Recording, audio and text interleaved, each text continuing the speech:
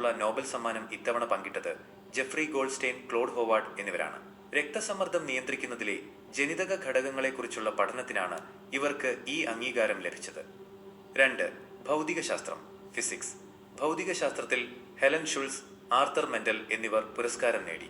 Quantum കമ്പ്യൂട്ടിംഗിലെ വിപ്ലവകരമായ മുന്നേറ്റങ്ങളാണ് ഇവരെ ഈ നേട്ടത്തിന് അർഹരാക്കിയത്. 3. രസതന്ത്രം, കെമിസ്ട്രി. രസതന്ത്രത്തിനുള്ള നോബൽ സമ്മാനം അക്കിര യോഷിനോ, 2ാം തവണ സാറ പാർക്കർ എന്നിവർക്കാണ്. സുസ്ഥിരമായ എനർജി സ്റ്റോറേജ് സാങ്കേതികവിദ്യ വികസിപ്പിച്ചതിനാണ് ഈ പുരസ്കാരം. 4. സാഹിത്യം, ലിറ്ററേച്ചർ. ഈ വർഷത്തെ സാഹിത്യത്തിനുള്ള നോബൽ സമ്മാനം ലഭിച്ചത് പ്രശസ്ത എഴുത്തുകാരിയായ എലീനർ ഫോസ്റ്റർക്കാണ്. മാനുഷിക ബന്ധങ്ങളിലെ സങ്കീർണതകൾ ലളിതമായി അവതരിപ്പിച്ചതിനാണ് ഈ നേട്ടം. 5. സമാധാനം, പീസ്. ലോകസമാധാനത്തിനുള്ള നോബൽ സമ്മാനം ഇന്റർനാഷണൽ ഗ്രീൻ ക്രോസ് എന്ന സംഘടനയ്ക്കാണ്. കാലാവസ്ഥാ വ്യതിയാനത്തിനെതിരെയുള്ള പോരാട്ടവും ആഗോള സമാധാന ശ്രമങ്ങളുമാണ് ഇവരെ തിരഞ്ഞെടുത്തതിന് പിന്നിൽ. 6.